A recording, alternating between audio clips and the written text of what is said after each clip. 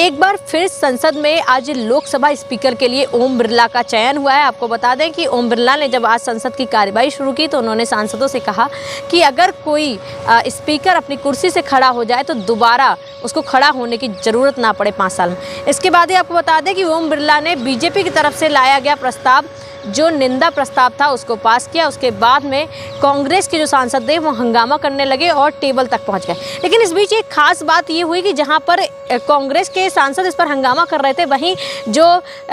सपा के सांसद हों या टीएमसी के सांसद हों वो सभी बैठे रहे। वो इस पर कुछ नहीं बोले, कोई नारेबाजी नहीं की, यहाँ तक कि कुर्सी तक भी नहीं पहुँचे, क्योंकि आपातकालीन जिस समय लगाया गया था जिसका विरोध बीजेपी ने कहा, उसमें कहीं ना कहीं वो सभी नेता शामिल थे जिनको जेल जाना पड़ा था। फिर वो सपा के नेता हों या टीएमसी के नेता हो या अन्य दल हो, तो उन दलों में जहां एक तरफ इंडिया गठबंधन एक साथ मिलकर विपक्ष में आवाज उठा रहा है, तो वहीं इस बार जब अभी निंदा प्रस्ताव पास हुआ तो टीएमसी और समाजवादी पार्टी की बात करें तो एक भी सांसद खड़ा नहीं हुआ। इसके साथ ही वहां पर श्रद्धांजलि भी दी गई, जो लोग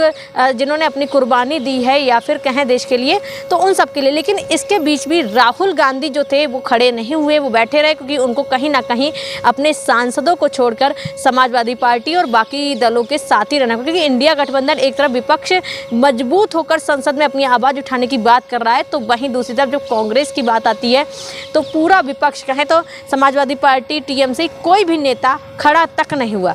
इसके बाद ही अखिलेश यादव ने ओम बिरला को बधाई देते हुए कहा कि वो निवेदन करते हैं कि इस बार जब सदन की कार्यवाही की जाएगी तो ओम बिरला निष्पक्ष रहेंगे। उन्होंने इसके साथ ही ओम बिरला से ये भी कहा